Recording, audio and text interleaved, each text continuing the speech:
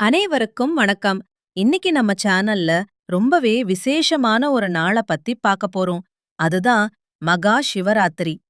சிவனுக்கு மிகவும் பிடித்த இந்த நாள் ஏன் கொண்டாடப்படுது? இதுக்கு பின்னாடி இருக்கிற புராண கதைகள் என்ன? சிவராத்திரி அன்னைக்கு ஏன் நாம தூங்காம முழிச்சிருக்கணும்? இப்படி பல சுவாரஸ்யமான தகவல்கள இந்த வீடியோல தெளிவா பார்க்கலாம். வீடியோக்குள்ள போறதுக்கு முன்னாடி நம்ம சேனல இன்னும் சப்ஸ்கிரைப் பண்ணலைன்னா மறக்காம பண்ணிடுங்க. சிவராத்திரி உருவானதற்கு முக்கியமாக 2 கதைகள் சொல்லப்படுகின்றன. கதை 1. லிங்கோத்பவர் தோற்றம். ஒருமுறை பிரம்மாவுக்கும் விஷ்ணுவுக்கும் யார் பெரியவர் அப்படிங்கிற போட்டி வந்தது. அப்போ சிவன் ஒரு மிகப்பெரிய ஜோதி தூணா அவர்கள் முன்னாடி தோன்றினார்.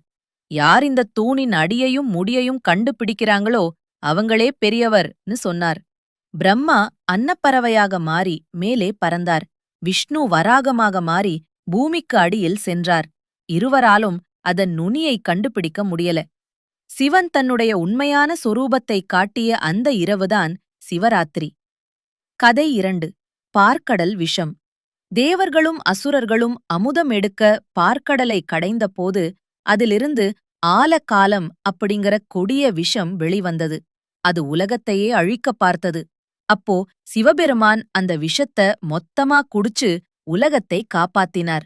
பார்வதி தேவி அந்த விஷம் சிவன் தொண்டைக்குள்ள போகாம இருக்க அவர் கழுத்த பிடிச்சு தடுத்தாங்க. அதனால சிவன் தொண்டை நீல நிறமா மாறிருச்சு.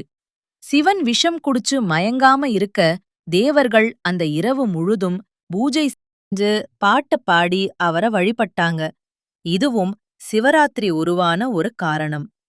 சிவராத்திரி அன்னைக்கு நாம தூங்காம விழித்திருப்பது நம்முடைய அறியாமையை நீக்கி ஞானத்தை பெறுவதற்காகத்தான். சிவன் அருளை முழுமையா பெற இந்த நாள் ஒரு சிறந்த வாய்ப்பு. இந்த சிவராத்திரி உங்களுக்கு எல்லா நன்மைகளையும் தரட்டும். இந்த வீடியோ உங்களுக்கு பிடிச்சிருந்தா லைக் பண்ணுங்க, உங்க நண்பர்களுக்கும் ஷேர் பண்ணுங்க. மறக்காம உங்க கருத்துக்களை கமெண்ட்ல சொல்லுங்க.